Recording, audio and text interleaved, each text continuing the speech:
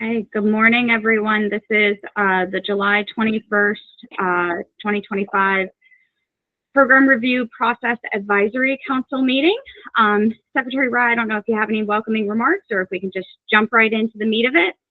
Yeah, no, thank you very much for joining us today. Your guidance and your hard work is very well appreciated. We heard some of your suggestions last time, and Dr. Dow will share with us how we are incorporating those suggestions. So in the interest of time, Dr. Dow, please go ahead. Great. Just as a matter of administrative features, we just have one agenda item for today's agenda. So if I can have a motion to approve the agenda, which is just going over the letters of intent process and hopefully approving the template. So if I can have a motion to approve the agenda. So moved. Great. A second. Second. Great. All in favor? Aye. Aye. Yep. Any opposition? Okay. We will move ahead with talking through the most recent changes and the latest version of the template. We circulated that on Friday with some additional changes from folks.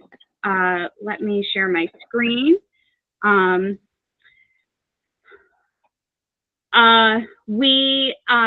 I sent you two versions, one with a track changes version and one that is a cleaned version that reflects. So I'm going to show you the clean version. Actually, let me show you the track changes version so that you can see what the changes are. Let's do that.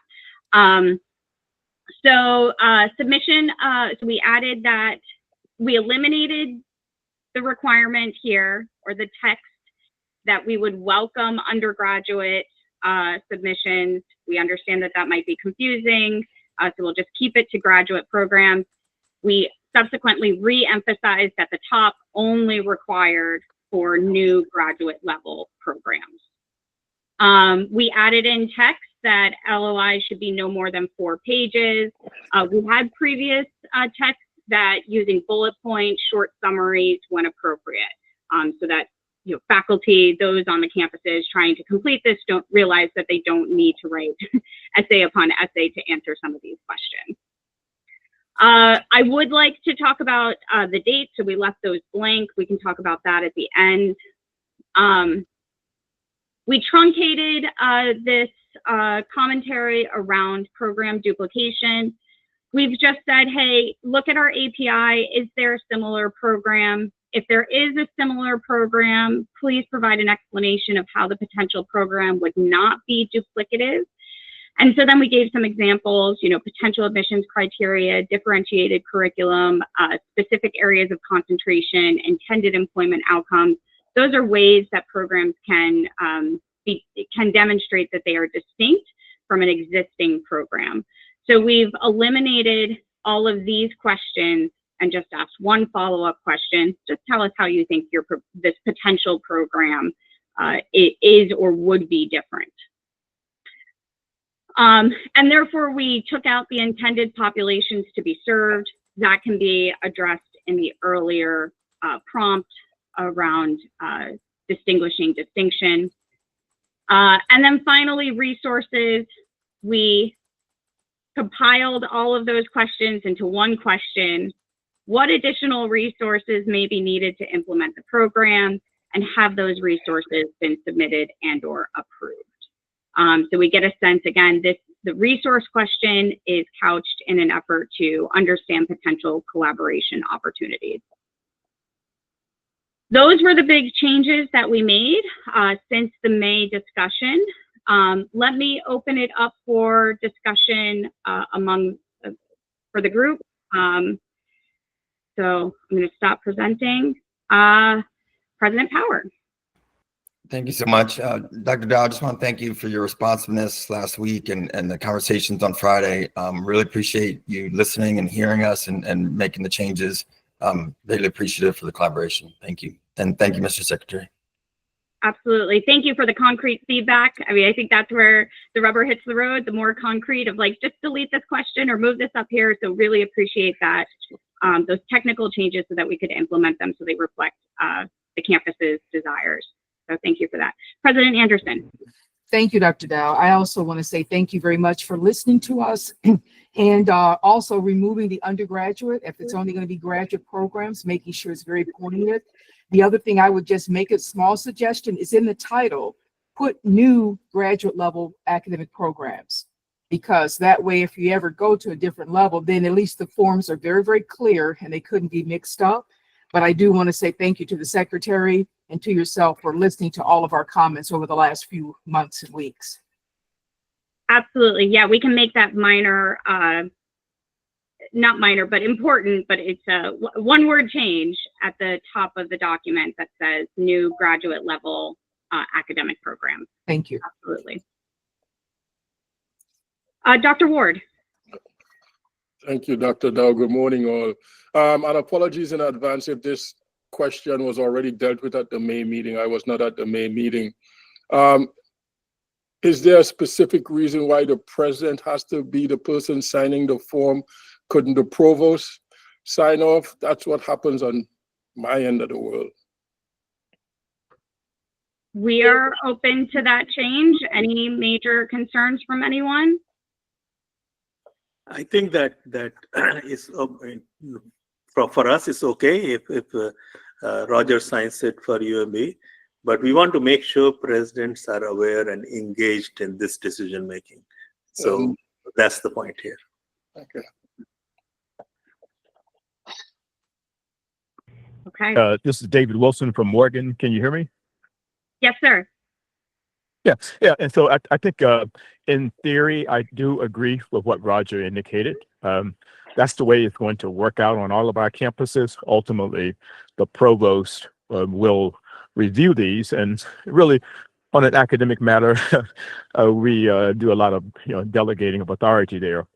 I do think, though, that in the spirit of what we are trying to achieve, I agree with the secretary. I think it is important, perhaps early on, to make sure that the presidents across these institutions are aware of the programs that are coming forward in the spirit of collaboration. Thank you, President Wilson, for that. Chancellor Furman, I see your hand raised, but if we can try to resolve this topic before we come to you, unless you want to add to this. Not on this specific point, but my comment is brief. I wanted to echo all my colleagues in expressing appreciation for your attention to our feedback, period. Absolutely. Thank you. Yeah. Thank you very much, Chancellor. So would the group be tolerant of president/chief academic officer, and with the expectation it would be president unless there are kind of extenuating circumstances where it would be the chief academic officer signing off on it? I'm comfortable with just the chief academic officer signing off on it. But we look at everything, so I would be comfortable with that. Okay. And maybe Dr. Dow has a appropriate middle ground when you respond to commission, when you respond back on the LOI, you could send the response to the president and copy the chief academic officer, so that way, to Dr. Wilson's concern, the presidents are in the loop.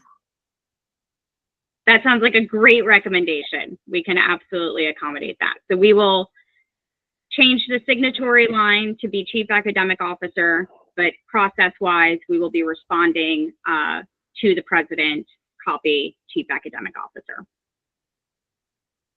Does that seem reasonable to everybody? Okay, so that'll be the Yes, yep, to me it does, yes. Great, thank you, President Wilson. So that'll be the second change that we will make to this document, to the template. Other comments, thoughts, feedback? We may have a very short meeting. Let me walk you through a timeline before we take this to a motion so what we are looking for from this council is an approval of the template, making sure that it has all the right pieces, everybody's comfortable with responding to the prompts. Timeline-wise, we heard from some of the campuses that doing a September 1st implementation might be too quick because of the start of the semester. So we would like to consider an October 1st implementation with the expectation that we would accept letters of intent every month on the 1st of the month, so that we could take, ideally, staff would respond within 3 to 4 weeks. So you would get a letter back within 3 to 4 weeks with staff commentary. We'd clear out our log of current letters of intent, and we'd get to the next 1st of the month for the next round of letters of intent. That's the kind of cycle that we are aiming for. So 2 kind of questions out there. One, is everyone comfortable with an October 1st deadline or start date? And is everybody comfortable with a every 1st of the month submission window? I see heads nodding. President Power. We love that idea, Emily. That'd be fantastic. Each month would be very helpful for the campuses. Thank you. Great. President Ginsburg, I saw some thumbs up from you. Dr. Whitehead. Yes, Emily, thank you so much for that consideration. That definitely aligns with our recommendation and suggestion. And so we are both comfortable with the October 1 submission and submissions monthly, 1st of the month. Thank you. Great. Thank you. Any other feedback? So then we'll update the dates in that final paragraph on the template. We'll come back to the PRPAC probably in the November meeting with an update of how the October submissions looked and how the process went, which may mean, so we're gonna have to figure out how we handle a November 1 submission. If we only get 1 or 2 submissions in October, it should be fine. But if we get, 5 or 10 submissions in October, we may have to say, hold on, don't give us a November submission until we get to this 1st round. So if you're all comfortable with that, we'll kind of play it by ear. The expectation being monthly, but if we get kind of a influx in that October 1st submission, we may need a moment to catch ourselves and make sure we're okay with this process. And we'll come back to you at the November meeting with an update, letting you know how the 1st round went and any proposed changes from staff. President Ginsburg.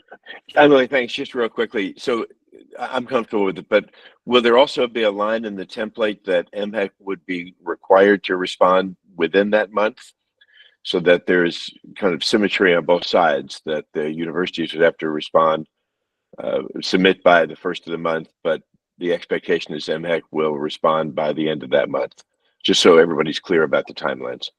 Absolutely. So that is our hope. I want to be thoughtful about just the time that it takes for staff to review, if we do need to have a meeting, if we want to talk with the campus. So our expectation right now would be 30-day response, but I do want to recognize we may need 45 days to coordinate. And when I say a response, it's a formal written response. We may want to meet with the campus before we provide a response to get more information. We may want to collect some additional information from other entities. Let me add one more thing before I stop talking. We do have to have regulations on this process. So we would be coming to you in the next 4 to 5 months with regulations that reflect whatever process we implement. That's where we would put in regulation a regulatory deadline for the agency to respond. Again, it is our hope that it would be 30 days based on the timing and how long it takes staff to kind of get through these and what it really requires to give you a substantive response. So I just want to put that out there, but there will be an expectation of 30 days in this initial round. We have that in the letter already. Within 4 weeks is what the words we use. And we're going to come back to you and let you know if that seems reasonable after we do the 1st round. Does that make sense? I may have that sounds fine. I just wanted to be sure there was an expectancy on both sides and that there was a regularity that was established. Absolutely. Yeah. Definitely a commitment from us that we would be responsive to these letters. We would not sit on them for months and months and months. Yes. Thanks. President Wilson. Yeah, so actually, I have a question with regard to whether we are anticipating anything coming out of our legislature in the way that we are seeing in Indiana, Texas, and some of the other places that will cross over into this space. It could.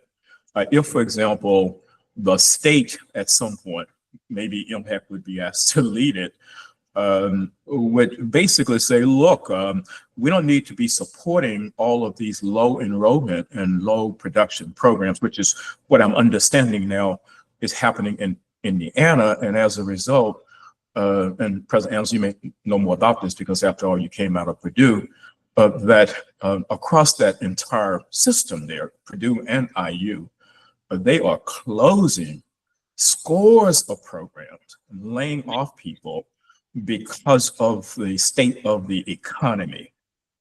And so I'm just asking here, look, we're going down this path here. We have a very ambitious set of institutions in Maryland. How do we ensure that we are giving the state the highest return on the investment? And whether we need to keep our eyes on what may be bubbling up in the legislature that could really push us in a direction as well, where we have to eliminate these programs with 4, 5, or 6 graduates a year. Yeah. And just to respond very quickly, Emily, yes, President Wilson, you're absolutely correct. I've been following it very closely. And part of the background, as you know, the transparency was not there with the programs and the state. And that's part of what has led to the actions that they're taking at this time. So I do agree it could easily be a concern. And I think that's what MHEC is trying to resolve here is the full transparency. I hope that's where we're heading with things. Yeah, so we are aware of those conversations, President Wilson, from other states, Indiana, Texas, and others are getting there too. But I have not seen any serious conversation in Maryland.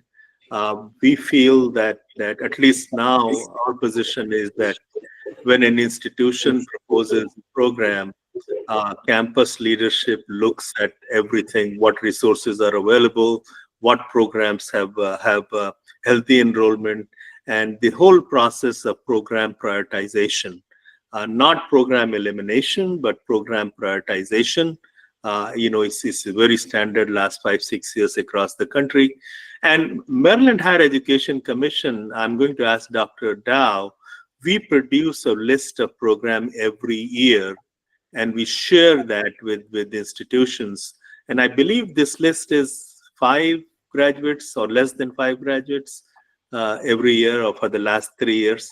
So when the new programs are proposed, I think that academic leadership on campuses pay attention to that as well. That's not part of the program approval process, but at the MHEC level. But we feel that at institutional level, if these things are considered, then state may not have to intervene. Absolutely. And we certainly see, and to echo Secretary Rye's comment, we do see at the institutional level, institutions watching program enrollment and program completion and being thoughtful about their own resources. So we regularly get the suspension requests that either lead to a change in the existing program, a curricular change, or a combining that program with another program, or a discontinuation. So we do lean heavily that institutions are, for lack of better, self-regulating their own program development and being thoughtful about that.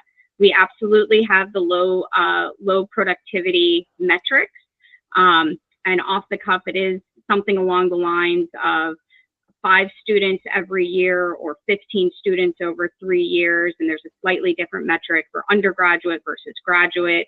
But there is kind of a rolling metric as well as an annual metric. There is no expectation as of right now that MHEC would be demanding or requiring institutions to close low-producing programs. Again, we lean heavily on the institution to self-identify and be thoughtful about how resources are being used on the campus. Chancellor Perman. I probably shouldn't mix in, but I have a philosophical question. And maybe President Wilson and others who raised this very important point about understanding why people expect us to use resources wisely. Maybe I'm too much the product of healthcare and medicine. And you probably know where I'm going. Heidi is smiling.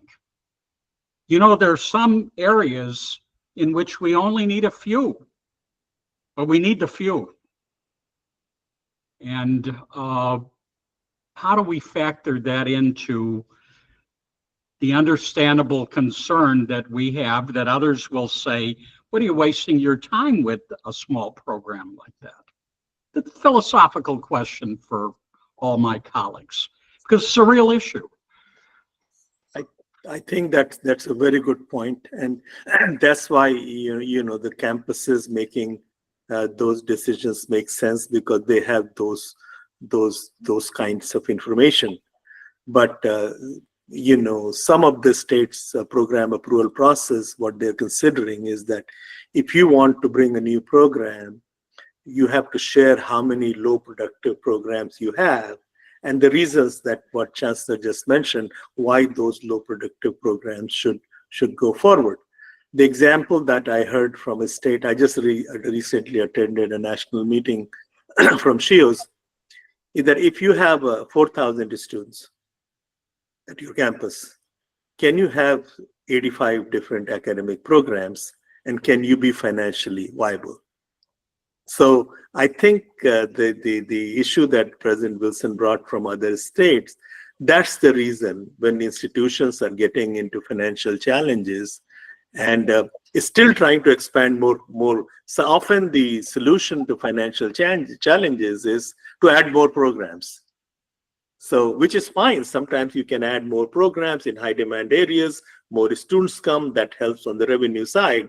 But until you have taken the other side, programs that don't fall into the categories that Chancellor is talking about, the program prioritization process takes care of those things. So I think it's important, because at some point financial viability becomes important, and that's why some of these legislatures in some states are getting into this. But the way it's happening in those states, based on how I understand it, that's not the best way to do it. And that's where some of the programs that Chancellor is saying, even they are being removed. And that's not the best way to do that. So in Maryland, we can set a better example, giving decisions made at the institutional level. But at institutional level, some thought should be given to the list that MHAC produces every year for low productive programs, and think about, when we are making decision about bringing new programs, are we thinking about that as well? Sometimes, I've been chief academic officer, so I know sometimes, we didn't pay as much attention. So, but I think that's a difficult process. But the best thing will be that institutions self-regulate that.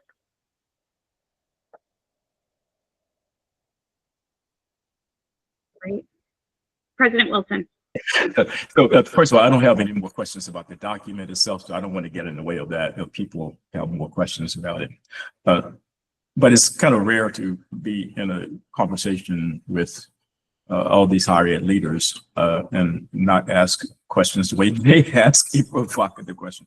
So I guess my question now has to do with the quote unquote DEI environment. And as we begin to bring forward ideas for additional academic degree programs, when we know that, yep, there is a state need, but the need within certain pockets in terms of the production of the talent is almost 10 times as great as the overall state need.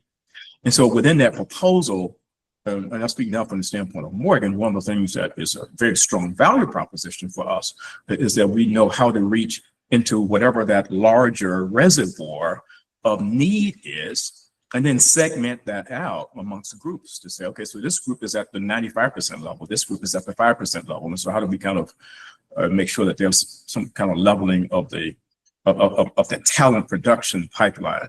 So I guess at some point, will we have a conversation about, as we're putting together our programmatic proposals, are we now going to have to shy away from identifying populations that we might want to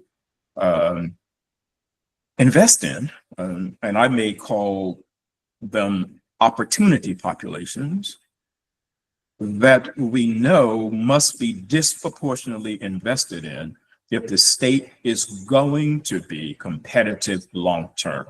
And so maybe not a question to be addressed today, but Mr. Secretary, I do think pulling together, the segmental advisory group leaders and beginning to have a good discussion around this may be helpful for us.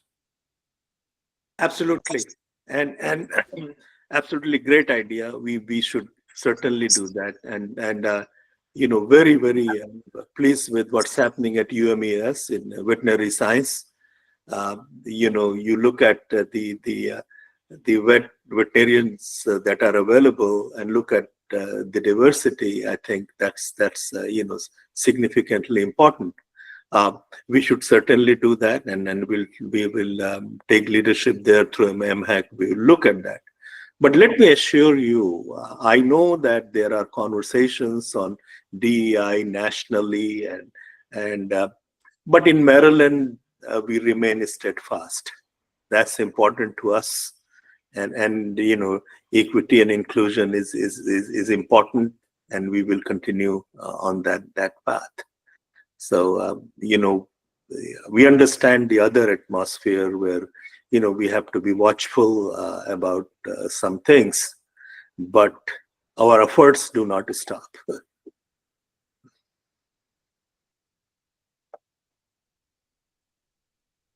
Thank you, Secretary Rye, President Wilson, for your comments. Any other comments from the group? Feedback?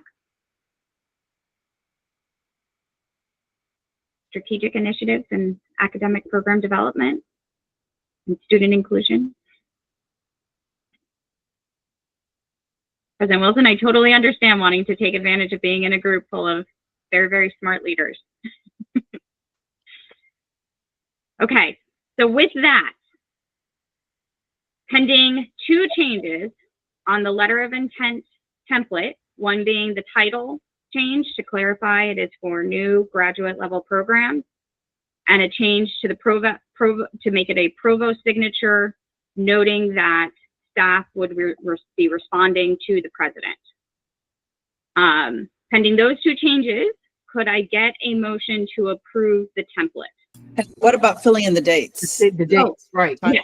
Right. The third, on October 1st, monthly rolling. Give us a little bit of grace between October and November. Should we have an influx, we'll report back in November, but the expectation would be monthly with a 4-week response rate.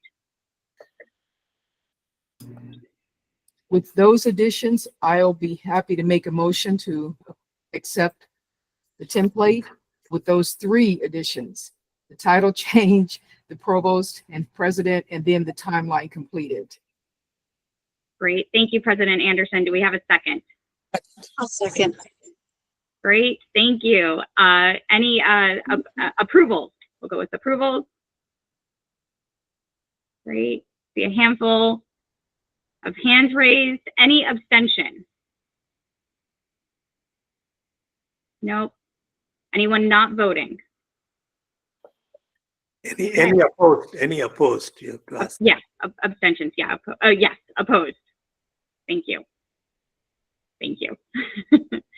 Okay. Then I think it has passed. I appreciate everyone's feedback. We will be taking this to our commission on Wednesday for final adoption. They will need to vote this is a staff process. And again, we will need to develop regulations in the near future. So we'll need to give them a heads up as to what the process is, but know that that will be the next step Wednesday is our next commission meeting. Pending no major changes, we'll circulate this out to campuses for their situational awareness with an October 1st start date. Great. Thank you very much. Thank you, everyone. Is there any other business we need to discuss? I have one administrative item, but let me open it up for the group. Any other business? If not, our next meeting will be scheduled for August 18th, I believe, 10 a.m. We again have monthly meetings here until the end of the calendar year. The September meeting and the November meeting have a conflict with our segmental advisory council meeting. So I'm going to send an email out. I'll BCC everyone. If you can let me know, I'll give you a couple of options. If we can move the meeting to 9 a.m. on that same day, or if we move the meeting to a different Monday in the month. So I'll give you some options of voting opportunity. And then, end of the week, if you all can respond, and that way we can have those final dates booked through the end of the calendar year. And then at the August meeting, we'll propose some remaining meeting dates for the academic year.